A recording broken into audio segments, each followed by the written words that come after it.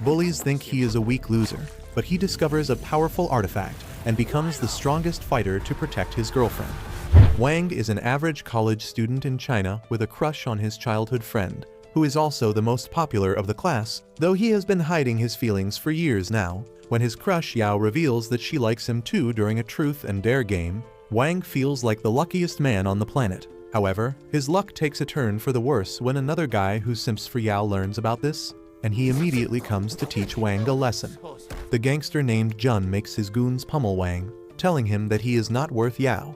Wang says that they can talk about it peacefully, but Jun video calls Yao from his cell, showing her that the guy she likes is getting beaten like a Yao panics and asks Jun to stop, but he says that he will only stop if Wang says that he doesn't like Yao. His goons keep beating Wang, who finally snaps and tells Jun that an asshole like him will never be qualified to even ask Yao out. With that, he headbutts the goon with his full strength, throwing himself into the river below. Everyone panics on seeing this because Jun just wanted to teach him a lesson. He fears that the police will come for him if Wang dies, and he sends his men to look for him, but Wang is drowning peacefully. He keeps thinking about his first meeting with Yao in middle school when she was the only one who treated him kindly after he got bullied. He remembers falling for her in that first meeting itself, but now he thinks that there is no scope for him. Suddenly, he notices something shiny on the riverbed and swims towards it. He finds a small glowing cube, and as he picks it up, the cube suddenly enters his body, teleporting him with itself. Wang panics as he feels himself being hurled across space and time, and when he opens his eyes again, he finds himself in a room with transparent walls right in the middle of deep space. He panics, wondering where he is, and a voice inside him replies, calling him Master. The voice tells him that he has been teleported because of a special power he discovered, and before Wang can understand what that means, he is teleported again, this time to the sky above the river where he just was. He freaks out, thinking that he is going to fall, but that doesn't happen, and he sees Jun and his goons still looking for him in the river before getting teleported away again. This time, he lands in his classroom, and the voice of the cube tells him that he was teleported because he could not control his power. While Wang is panicking, the cube warns him that someone is approaching the room, and he teleports back to his flat before being discovered. Once Wang takes a relaxing shower, he gets a call from Yao, who is really disturbed ever since she saw him falling in the river. Wang assures her that he swam away to the other side of the river to fool Jun, and she tells him to call the cops. However, he tells her that he is feeling better now and then abruptly cuts the call, telling her to get some rest. He then plops on the bed, thinking how Yao will not believe what happened today even if he tells her. He doesn't want her to be dragged into something dangerous like this anyway, so he decides to keep everything a secret. Suddenly, the cube speaks to him again after sensing that he is finally calm. Like a total idiot, Wang keeps looking around even though the voice is coming from inside him, and then the cube suddenly pulls him inside itself once again. Wang finds himself in the strange room in space, where the cube tells him that he is now the master of the Heradric Cube, also called the Ultimate Universe System that can turn him to the Ultimate Warrior. Wang doesn't understand anything the cube says, but he finds it interesting. He examines the walls of the room and then asks the cube why it helped him. He suddenly starts flying, and the cube tells him that it is just helping him fulfill his wish and become the king of the world. Wang suddenly finds himself high above the clouds for one moment, and the very next second, he is hovering above his rooftop. He almost craps his pants thinking that he is going to fall, but the cube helps him land safely. However, because he has used too much energy teleporting today, the cube informs him that now there is a 1-minute cooldown before he can teleport again. Wang sits down and asks the cube how he can master his teleportation abilities and pick the exact spot he wants to reach. The cube tells him about his second special ability that lets him sense everything around him in a way his other senses can't. Wang is overwhelmed by this new ability, and just after a few seconds, he is completely exhausted. As he exits his super sense mode, he suddenly finds himself back in the space room, where the cube tells him that he is doing quite well for a noob. Wang is glad to hear that, but then he feels a sharp pain in his heart, and he immediately falls unconscious, gripping his chest. The next morning, he wakes up back in his room, with the cube next to him. Wang panics and asks the cube how it came out, and it replies that it can do that in emergency situations to stop draining his host's energy. Wang finds it cool, and he decides to learn more about the cube that gave him superpowers by searching the internet. However, he finds nothing about the Heraldric Cube or the Ultimate Universe system, and even the cube can't answer his questions. As Wang is sighing about not finding anything, he gets a text from Yao, inviting him for lunch. He is overjoyed to read it, but then he remembers Jun and his goons. Wang swears that he won't let them harass him or Yao again and asks the cube if there is any way for him to get stronger so that he doesn't pass out after using his powers so quickly. The cube tells him that he can upgrade his power level by absorbing energy from minerals and gems, unlocking even more features of the system. Wang gets excited on hearing this, but since he is a broke bitch, he asks the cube if he can use the regular stones on the roadside because they are minerals as well. The cube tells him that while all stones can give him a little bit of energy, if he wants to grow quickly, he needs to feed it specific gems. The cube begins scanning his apartment and tells him about the crystal in the showcase and his mother's synthetic diamond ring, but Wang shuts it down because his parents value them a lot. However, the cube tells him that they don't have any energy, and instead of them, it has found another gemstone in the garden downstairs that can really help him. Wang immediately gets ready to dig out the gemstone and teleports outside. He again asks the cube why it is helping him, and the cube replies that it will fulfill his wish to become the king of the world. Wang replies that he has no such desires, and he just wants to keep Yao safe. The cube tells him that the world is not as simple as he thinks, and he needs to become undefeatable if he wants to protect his girl. But then Wang tells it to cut the crap and just tell him about the gemstone's location. The cube tells him to use his super sense, and using it, Wang is able to locate the gem near a tree. He digs it out soon, and the cube tells him to return to the space room, which is its true form, and feed it there. Wang immediately teleports to the space room, inserts the gem into the wall, and then suddenly, energy starts getting released from the walls. Wang feels the energy surging up inside his body, and the cube tells him that because he used a low-level gemstone, his strength has increased by 2 points and endurance by 1 point. The cube says that if Wang can use better gemstones, he can become even stronger. The next day, Wang wakes up tired after all the excitement from leveling up yesterday. He realizes that he is late for class and makes a run for it. There, he finds that Yao is furious at him for hanging up on her abruptly earlier. Wang's friends tell them to get a room already, but just then, John and his goon barge into the classroom. Yao is terrified now, but Wang assures her that he will handle everything. His way of handling everything is hiding behind his books, hoping that John and his goons will not find him. He still asks the cube if he can handle them if things go south, and the cube assures him that John and his lackeys have a power level of only 5, while his power level is 22. In the meantime, John begins searching for Wang when he doesn't answer, but then Yao suddenly gets up, telling him to leave them alone. John acts like he is not the bad guy and tells her to stop covering for Wang because he is a loser who needs a woman to shield him. Yao tells him to keep her man's name out of his freaking mouth, but then Wang suddenly gets up, telling her that John was right, and he should stand up for himself. He tells John to get lost, but the gangster grabs his collar to start a fight. However, Wang easily overpowers him, telling him that he will not be harmed if he retreats now. John is taken aback by Wang's strong grip when suddenly, the professor arrives in the lecture room and tells everyone to get back to their seats. John tells Wang to come to the college basketball court in the evening if he really doesn't want to get Yao involved in their fight. Wang takes that as a challenge, and he reaches the basketball court at the decided time only to find out that John has many more people with him today. The cube scans the court and finds that Wang has a 20% chance of winning, and he freaks out because he thought that the number would be higher than that.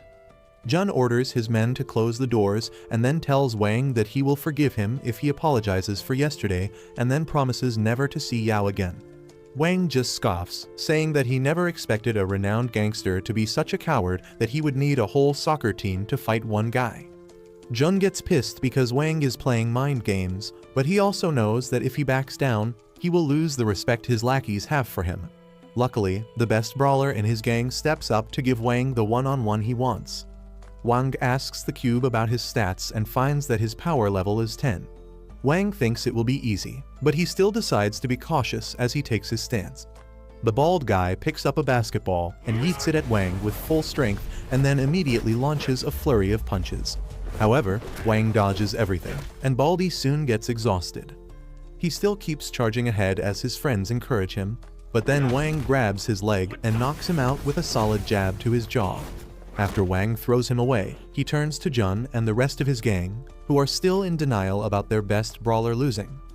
Wang tells Jun that now it is his turn to fight, but Jun starts laughing, saying that he is not an idiot who will fight him alone. Wang realizes that he has to face everyone at once now, but the system tells him that his chances of victory have increased to 30% after taking down Baldy. As Jun's goons begin closing in on Wang, he realizes that he can only survive by fighting like hell. The goons attack him from all sides, but he keeps on dodging and fighting back until one of them attacks him from behind. Wang manages to dodge the first attack thanks to the cube's warning, but then another guy kicks him in the back, making him lose his balance. This makes Wang really furious, and he runs at the guy who ambushed him, hitting him with a future generation Ender 3000 and sending him flying. Jun realizes that it is going to be more troublesome than he thought, and he commands his men to attack again. This time, Wang uses his superior athletic skills to put some distance between the attackers and himself, and then begins targeting them one by one. However, since he is a noob when it comes to fighting, he gets caught unguarded again and endures a serious punch. The gangsters continue attacking him from all sides, but Wang eats their punches like a Chad and knocks them down with one hit each. He then grabs a guy by his leg and starts swinging him around before tossing him right at Jun, bashing his nose. By the time Jun gets up after the impact, Wang has finished all his lackeys, and now the gangster is on the verge of pissing his pants. However, Wang is also at his limit now, but despite the cube warning him about it, he keeps walking towards Jun to finish things. Jun screams at him to leave him alone when suddenly, the lights get turned on and another gang arrives there. They start clapping sarcastically for Jun and his gang, saying that they ganged up on one guy and still got their ass handed to them. Jun gets up and asks the rival gang leader Huan what the hell he is doing here, and he replies that he just came here to laugh at him. Huan begins insulting Jun, calling him a rookie who doesn't even deserve to be in a gang, let alone lead one. Suddenly, Wang chimes in on their conversation, telling Huan to get lost because he has unfinished business with Jun. He quickly realizes that he should not have done it because Huan takes offense to his statement. He sends his goons to teach Wang a lesson, and the cube tells him that there is no way he is winning this fight, so he better run. Wang takes the advice and begins running away, but only to execute the next step of his plan. Once he reaches the area with shadows, he uses his power to teleport right next to the electric switchboard, killing the lights. The gangsters are surprised by the lights suddenly going out, and then Wang suddenly teleports behind Huan. He doesn't give him the chance to even process what is happening as he hits him to the ground and then attacks his lackeys, who are still not completely adapted to the darkness. One member of the gang goes to turn the lights on, but by the time he does that, it is too late, as Wang has already finished Huan too. Jun is scared shitless now, but before Wang can come for him, the college authorities knock on the door because they have not taken permission to use the basketball court. Yao is with them too because she is certain that Wang is inside and he is getting his clapped by the gangsters. Inside, Wang finds Jun trying to sneak away, so he teleports in front of him. Jun begins banging his head on the floor as he apologizes for picking a fight with him, and Wang sees a chance to sort everything by using him as a scapegoat. Soon, the college authorities break the lock and enter the hall to find Jun pretending to beat up Wang as part of his plan. He takes the full blame for using the basketball court to fight with Huan's gang and says that Wang was just an innocent bystander who got caught in the crossfire. The college punishes Jun, and he also promises Wang never to harass him or Yao again. Aside from this, Wang also learns the limits of his power and decides to grow even stronger by absorbing more gems. However, he can't find them so easily, and in the end, he takes a trip to the mountains near his home, hoping that he can find something there. But he finds that the gems he wants are either inside huge boulders, in the middle of the lake, or 15 meters underground. He gives up after failing to find anything quickly, but then the cube tells him about a hollow area underground with a strong gem hidden there. Wang senses the gemstone and tries teleporting next to it, but that doesn't work out because he is quite far away from it. So he decides to look for a way to reach the hollow area and then tries going for the gem from there. He quickly finds the entrance to the hollow area and teleports inside, but there is nothing there. Luckily, he feels a wind flowing through the sealed cave, and he realizes that there is another cave next to it. Wang finds the location of the second cave by finding the wind's source and teleports there, finding a cluster of powerful natural gems. He is delighted to see them and begins planning to bring his tools with him to mine them, fully unaware that a monstrous snake is right behind him. The snake silently opens its jaws to swallow Wang whole, but fortunately, Wang teleports away at the exact moment, avoiding certain death. The confused snake follows him around, attempting to swallow him again, but Wang teleports near the gemstones and begins harvesting them. He drops one gemstone into the water below and decides to find its location with his super sense before jumping in to locate it. Only when he uses his super sense does he spot the giant serpent next to him. Wang freaks out and starts walking backward as the snake approaches him and then falls down the edge as it attacks him. He manages to dodge the snake's attack thanks to his safety rope, and the snake falls into the water below. Wang is relieved, but then his safety rope snaps and he falls into the water too.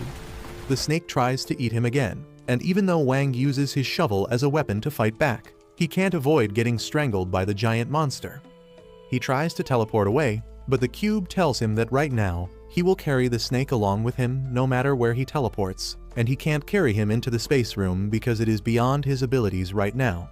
Wang attacks the snake with his shovel to seriously injure it and frees himself, quickly teleporting to the space room. He then asks the cube to absorb all the gemstones he has collected immediately, but the cube informs him that he can synthesize the gemstones now. It explains that just like in most mobile games, Wang can combine 3 low-ranking gemstones to make a higher-ranking gemstone that can give him more stats and even bonus abilities. Wang immediately tells the cube to synthesize all of them, but he is greatly shocked and disappointed when he learns that it will take over 5 days to do that. The cube recommends that he merge 9 of the gems and use the remaining 2 directly, and Wang thinks that it will make him strong enough to win against the snake. He accepts the deal, absorbing the 2 stones and greatly increasing his stats. He teleports back to the cave, ready to face the snake with his newfound powers. Thanks to his improved speed, Wang manages to kill the giant snake with just a few hits, and that is really disappointing for him. He quickly gets over it, though, and begins looking for the gemstone he dropped in the river. He soon finds it and realizes that though it is on the same level as the rest of the gems, it appears much more beautiful, and he decides to use it for something else. On the other hand, Jun and Huan are drinking together after their defeat at Wang's hands. Both of them want revenge, but they know that they can't win against Wang even if they combine forces. However, Huan has an idea, and he tells Jun that they are going to contact someone much stronger than them for help. He takes the name of a seasoned gangster named Lao, and Jun freaks out because he doesn't think Lao would help them. However, Huan reveals that Lao had to leave the country earlier because of an influential man who is related to Yao, and if they play their cards right, they can get him to finish Wang for good. Unaware of this, Wang takes Yao on their first date after coming into a relationship. He tells her that he doesn't want her to be harassed, so he will protect her, and Yao tells him that she trusts him. The cube tells Wang that this is lying, but he doesn't mind it because he is also hiding his secret from her. They enjoy their date and after that sit down at a cafe, where Yao tries playing a guessing game with Wang, only to lose all her candies. She thinks something has changed and asks what he is hiding, so Wang gives her the refined gemstone he found in the river and makes her forget about everything else. The next day, as Wang is waiting for Yao so that they can go to college together, she doesn't pick up his calls. He patiently waits for her, but when he hears some strangers talking about an incident at a nearby apartment complex, he recognizes that Yao lives in the same place. He grows fearful for her and immediately runs towards her apartment, hoping that she is still fine. He finds a huge crowd there, watching the police as they barricade the area. Wang spots Yao's mother, who has broken down emotionally as she tells the officers that when she returned home from work, she found her apartment thrashed and Yao was missing. There was a single blood-stained doll hanging by the roof as a threat, and the woman feared that her daughter might be in serious danger. Wang is devastated on learning this, and as he wonders who could be behind it, he sees a nervous Jun trying to sneak away from the crowd. He immediately follows him, and Jun freaks out on seeing him. Wang asks him if he knows something about Yao's disappearance, and then hits the wall with his elbow and cracks it to show Jun that he means business. The terrified Jun immediately folds and decides to reveal everything he knows to Wang. Meanwhile, Yao is in the secret hideout of the gangster named Lao, who is currently practicing his golf swings. However, he is using Huan's mouth to hold the golf ball as his punishment for trying to use him. After finishing his practice and seriously injuring Huan in the process, Lao turns to the bound and gagged Yao. telling her that since she has seen what happens when he is angry, she should cooperate with him. He then shows her the picture of a man named Jin and asks what her relation with him is. Yao says that she doesn't know anything about the guy, and Lao thinks she is lying because previously Jin went against an entire organization to protect her. He gets angry when Yao keeps insisting that she doesn't know the man and is almost about to hit her when his butler tells him to stop. The butler says that Yao may not know about Jin, but Jin knows about her, and if he really cares for her, he should have shown up to rescue her by now. Lao replies that Jin is going to show up soon, and he has hired lots of powerful martial arts masters to defeat him. However, the butler reminds him that they don't even know how powerful Jin truly is, and the masters may not be able to defeat him. He adds that while they may not be able to do anything about Jin, they can use Yao as a hostage to make him surrender, but that only works if she is alive and well. If she dies, Jin will explode with rage and grief, and then there will be no one that can stop him from getting revenge. The butler tells Lao that he should spare Yao for now, and he agrees with the wise old man's advice. He leaves the room, and the butler tapes up Yao's mouth, telling her to become more cooperative because he won't be able to stop Lao next time, and that would not be good for any of them. On the other side, Jun is still telling Wang stories about Lao, who belonged to one of the most prominent families of the country. No one dared mess with him, but one day, he met his match in Jin, who cut 2 of his fingers and humiliated him in front of everyone. At first, Lao's family poured their resources to find Jin and get revenge. But when they couldn't find him, they abandoned Lao, who swore to get revenge at all costs. The same man named Jin had once foiled a kidnapping attempt aimed at Yao when she was in high school, and Huan used this knowledge to try and trick Lao into doing his bidding. The initial plan was to get Lao to attack Wang, but he was too sharp and realized it. Jun says that he knew that dealing with Lao was dangerous, so he quit before anything happened, and also because he didn't want anything bad to happen to Yao. He is certain that Huan has already been punished and tells Wang that there is nothing they can do against someone like Lao. Wang calls that a whole load of bullshit and decides to rescue Yao on his own. Jun panics and asks him if he didn't hear anything he just said.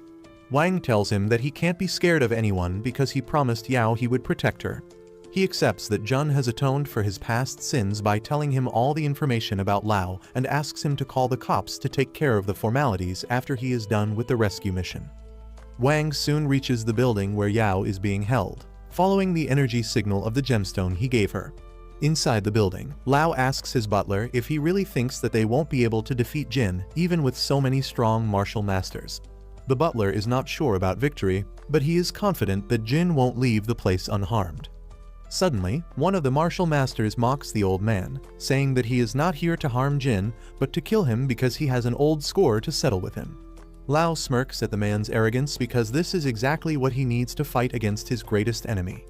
Meanwhile, Wang enters the building, and the cube immediately warns him that some very strong enemies are stationed there. Wang can sense them too, and he asks the cube the status of the gemstones that are being synthesized. The cube replies that the synthesis is almost complete and they will be ready to absorb in 30 minutes. With that knowledge to reassure him, Wang walks into the building, but some of Lao's hired mercenaries spot him, and they decide to take him down before Jin arrives. Wang walks up the stairs and finds a locked door blocking his way.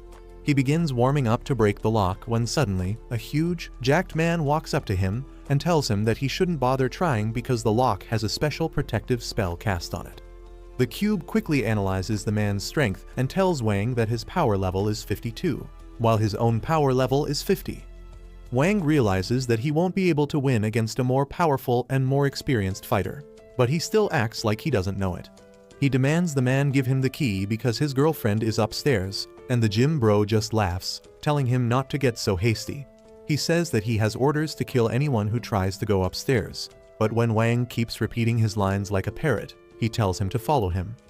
Meanwhile, on the top floor, Yao is sitting tensely in a dark room.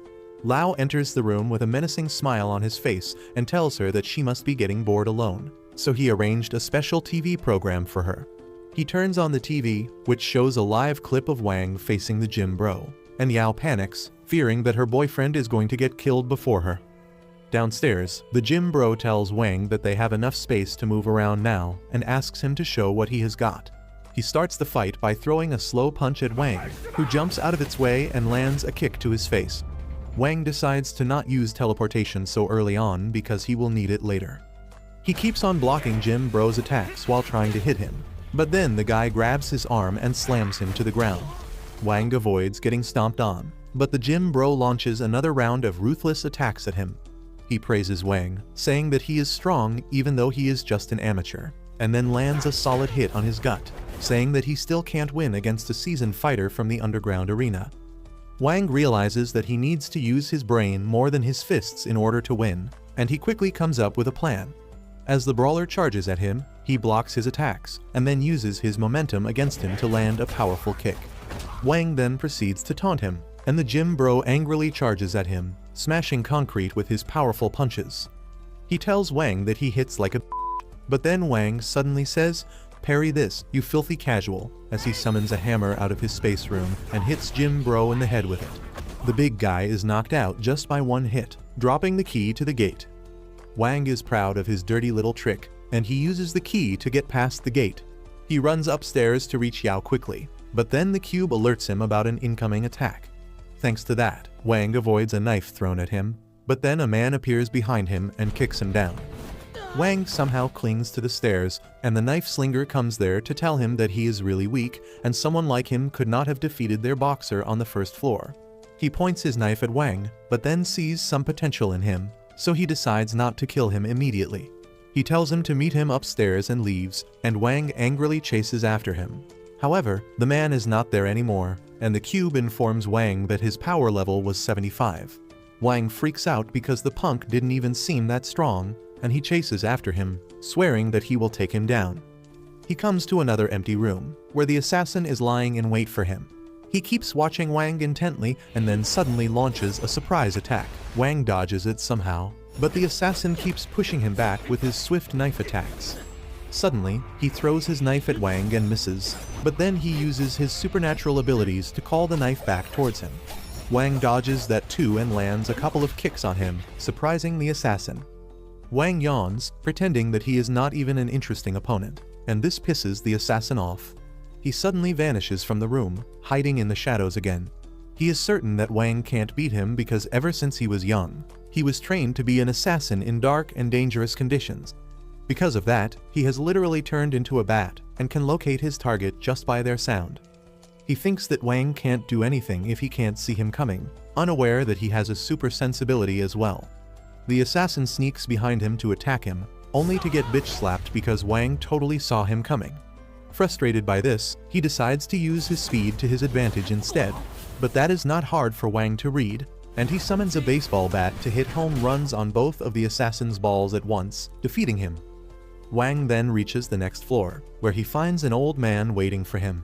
The old man starts a non-skippable cutscene praising Wang for making it all the way here, but Wang doesn't wait for him to finish and swings the bat at him with his full strength. However, the old man blocks the bat, he pulls him for a hit, and then slams him to the ground. But seeing that Wang is still conscious, the old man decides to step his game up a notch. Just then, the cube tells Wang that only 1 minute is left for the gem synthesis to be complete, and Wang is confident that he can hold out for 1 minute. Suddenly, the old dude places him in a chokehold, and Wang pulls out a dagger from his storage to attack him. The old man stops him, but Wang teleports the dagger to his other hand, injuring him and getting out of the chokehold. He then punches the old man, but the only thing that gets hurt is his fist. The old man flexes his muscles, telling Wang that he lacks the power to fight against him. He then punches a hole through the floor with a punch, and then launches an unrelenting assault on Wang. Wang gets knocked down again and again, and no matter what he does, he can't damage his enemy. Wang tells him that no matter what happens, he will save Yao, but the old man breaks his arm as he calls him naive. He then pins Wang against a pillar and punches him with his full strength, knocking him out. However, as Wang is lying on the ground, the cube informs him that the gemstones have been merged and absorbed, greatly increasing his stats. Wang feels the energy surging inside him and gets up, telling the old man that the warm-up is over, and now they can fight for real. The old man is impressed by him and charges at him, but this time, Wang is much faster and stronger. He throws some rapid punches at the old man, who is unable to dodge them, but just as he is about to finish things off, he feels his skin cracking up as the energy makes its way out. Wang panics, wondering what is happening, and the cube tells him that the system is making his body expel the toxins after he leveled up. Wang tells the cub that this was not the right time, but seeing this as his chance, the old man decides to strike him again. However, Wang is leagues above him now, and he easily parries his attack before landing a powerful punch on him. The old man can't believe that he is losing so badly, and then Wang punches him in the face, smashing him against the wall. With his next punch, he thoroughly defeats the old man and goes on to the next floor. Yao and Lao have been watching all his fights, and while Yao is relieved, Lao is furious that 3 of his fighters lost to a nobody. His butler tells him to calm down because the next fighters are real professionals, and they will surely take Wang down. Lao refuses to believe him, but the butler tells him that the girl from the Martial Arts Association came here with a restrictive bracelet on her wrist, and once she removes it, she will be a danger to everyone around her, so they should leave the building immediately. Meanwhile, Wang is feeling all the damage he took while fighting the old man now, but despite the pain and fatigue, he keeps walking ahead. The cube tells him that he is not emotionally stable right now and asks him to calm down so that he can fight at his peak, but Wang tells him that he can't be calm when Yao is in danger. He soon reaches the top floor, and once he opens the door, he finds 2 martial artists waiting for him as his next opponents. The girl named Qi cheerfully welcomes Wang, and before he can even process what is happening, she takes out a special infrared thermometer and runs towards him. The confused Wang lets her point the special device at his heart, and it shows a reading of 0 for his supernatural abilities. Qi is surprised to see that Wang is not a superhuman despite defeating some strong opponents, and her partner Stone also finishes analyzing him on his end. He says that Wang is not a cultivator either because he doesn't have any internal energy or martial arts training. Stone says that he must be using a special technique like body refining that allows him to increase only his physical strength, and Qi is overjoyed on hearing this. She starts emoting in front of Wang, thinking that she will get stronger after absorbing his power. But he doesn't even understand what these 2 people are talking about. Qi then suddenly remembers that her mama raised her better than this, so she stops her celebration and introduces herself to Wang. The moron even shakes her hand without suspecting anything, and then Qi suddenly punches him in the face after asking how is he. Wang gets pissed that he got played and hits Qi with an uppercut, but unfortunately for him, she is a masochist who enjoys that. She absorbs Wang's energy from the punch and starts blushing because his internal energy is as pure and raw as a freshly mined gemstone, and he realizes that she is a huge pervert. He lets go of her hand, but Qi wants more and suddenly starts punching him. Her punches don't hurt Wang enough, but he gets pissed and tries to stop her, so she kicks him with her full strength and asks him to get serious. As Qi walks towards Wang, her partner Stone tells Wang that he stands no chance against the girl, so he should just say some badass final words and die. The very next moment, Qi kicks Wang with her full power, slamming him against a pillar. Wang starts feeling dizzy after taking so much damage, so he decides to stop holding back and show Qi that he believes in true gender equality. He punches her with his full strength, but unfortunately Qi starts enjoying it even more. She starts attacking Wang even more ferociously while telling him to be more rough with her. Wang obliges and starts pummeling her, but Qi keeps saying, "Harder, daddy," and Stone gets worried about her mental state. Qi attacks Wang again, and suddenly, the dark energy hidden inside her comes to surface. However, before she can use that energy to fight, Stone stops her, telling her that she shouldn't use her power, but Qi doesn't plan to listen to him. She keeps walking towards Wang as her hands turn into claws. She declares that she will absorb Wang's power to become stronger so that she and Stone can be free from their organization.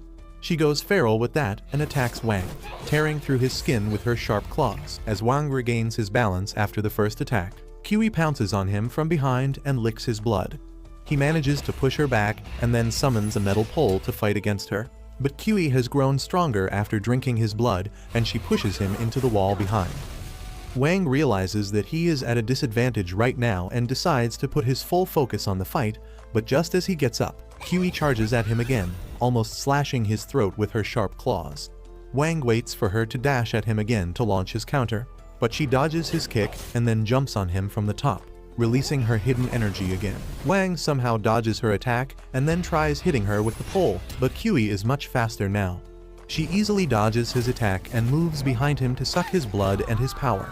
As Wang pushes her away, Qi starts losing control over herself as her dark energy takes the form of a wolf around her body. and Stone realizes that she is entering dangerous territory now. He throws a pin at her pressure point to knock her out, and Wang is aghast because he just saw something beyond his wildest thoughts. As he keeps staring at his opponents, Stone runs towards Kiwi, using the needle to prick her other pressure points to stop her excess energy from harming her body. Wang thinks that he will certainly lose if he has to fight both Kiwi and Stone, so he decides to use this chance to escape.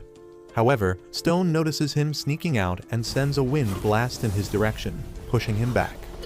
Wang is surprised because he didn't see what hit him, but Stone is also not in the best mindset because Kiwi has just leveled up and she needs urgent medical care.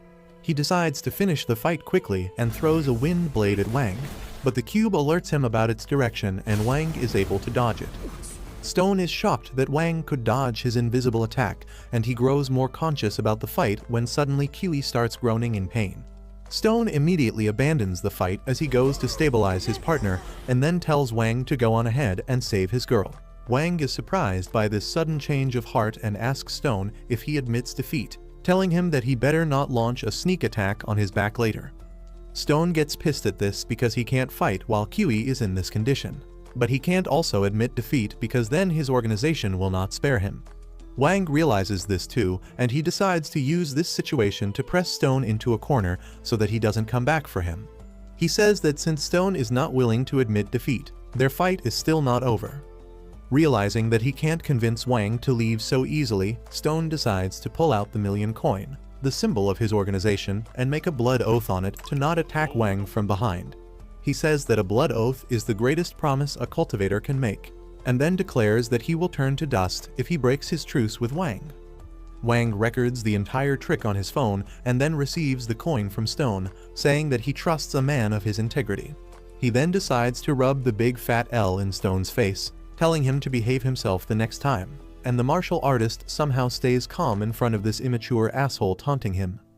Wang runs away with that and Stone contacts the third member of their party, telling her that they need to return to their base immediately because Kiwi is not feeling well. The woman asks him for the details, but then someone attacks her from behind, knocking her out before she can even complete her sentence. On the other hand, Mushin, the final assassin hired by Lao, decides to join the battle after realizing that everyone else has been defeated. Lao freaks out on hearing this and confirms it with his butler. The butler tells him that everyone else has lost and says that they should leave the building now. Lao starts having a panic attack, thinking that it was Jin who defeated all the assassins, but Mushin doesn't care about that anymore. To him, Wang is a more interesting opponent than Jin, and Lao asks him the reason for that. The butler informs him that Stone called a truce with Wang, and Lao flips on hearing that. He tells Mushin that he will triple his payment if he deals with Wang first. But the proud Mushin doesn't like it when people try to buy his services for money. His puppet sends a flying slash towards Lao, but luckily the butler stops it and tells the rich douchebag that things are already out of their hands now. Meanwhile, Wang continues his search for Yao, busting through doors and entering high floors to find her. He recalls that the cube had detected 7 enemies in the building, so only 2 of them should be left now. He is paranoid about running into them when he is not prepared, and even the sound of rats running is enough to trip him. The cube tells him that one of the opponents suddenly vanished and only one is left now, and then suddenly he feels someone watching. Wang turns around in shock and finds Mushin and his puppet Shan watching him from high ground. The cube tells Wang that their combined combat level is 7, and he can't believe that because Mushin and his puppet seem to be full of dark aura. The cube warns Wang that there is a very advanced device inside the puppet, but other than that, there is nothing special about them. However, Mushin tells Wang not to underestimate him just because he looks weak. He unleashes his power and then sends Wang flying with a spinning kick. As Wang is trying to process what just happened, Mushin walks towards him, turning his spiritual energy into a talisman. He says that they are exact opposites of each other because while Wang relies just on brute strength, all he has are his techniques. While Mushin boasts about his skills, Wang finds some empty beer bottles nearby and yeets them at him. Mushin cuts through them with a talisman and using that as his chance, Wang rushes at him. However, Mushin dodges his attack and lands a kick on him again. Wang keeps up his relentless attack, but Mushin is more skilled than him and manages to push him back easily. However, Wang kicks up some dust in his eyes, temporarily blinding him and then blitzing him with his fast attacks.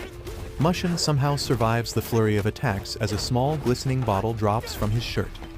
Wang doesn't give him any time to catch his breath, and Mushin tries doing Parker inside the building to run away, but even that is useless. Wang keeps him busy with his punches and kicks and breaks the bottle of eye drops that Mushin was trying to use. However, after a few seconds of being on the back foot, Mushin regains his flow and sticks a talisman on Wang's chest before punching him away. It is his turn to go on the offensive now, and he punches Wang through a wall and then sends his puppet after him.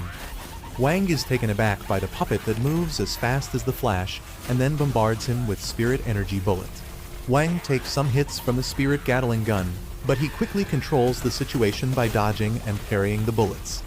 He then dashes straight at the puppet and punches it with his full strength, but while Wang's full attention was on the puppet, Mushin had already reached behind him. Mushin leaps at Wang to deliver a full-powered Superman punch, but Wang is ready for that too. They both exchange hits, and after the dust settles, Wang sprays blood from his mouth in a full 360-degree angle. Mushin laughs, confident that he won, but then he notices that Wang has grabbed his hair. Mushin panics and starts screaming like as he tries to free his hair, which he devotes 2 hours to every day. But it is Wang's turn to act like a pervert now. Mushin tries to slap him, but only his hands get injured in doing that, and then Wang spits on his hand before absolutely smacking out of him. However, his confidence soon fades as he realizes that Mushin was only as strong as a normal human, and his full power punch must have booked him a one-way ticket to the Kingdom Come. However, Mushin is still alive despite the serious injuries and a bald spot in his head, and he gets up as a talisman around his body shatters. Wang is stunned to see this, and Mushin tells him that he is not going to be defeated by just one punch. He decides to unleash his full strength, with his hair turning white and a dark aura releasing from his body.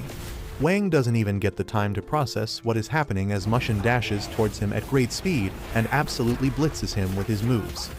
He also places some talismans on Wang's body and then almost hits him out of the building before picking up his puppet and bombarding him with the spirit bullets again. Wang somehow dodges all the bullets and then catches the puppet, but Mushin entangles him with the string and swings him around the building before slamming him into a wall. Wang tries to get back on his feet to fight, but Mushin activates his talisman that makes his hand too heavy to even lift and then nukes him with a special talisman. Mushin is confident that he won this time, but as the flames subside, he is left aghast as he sees that Wang blocked his attack with a freaking shovel.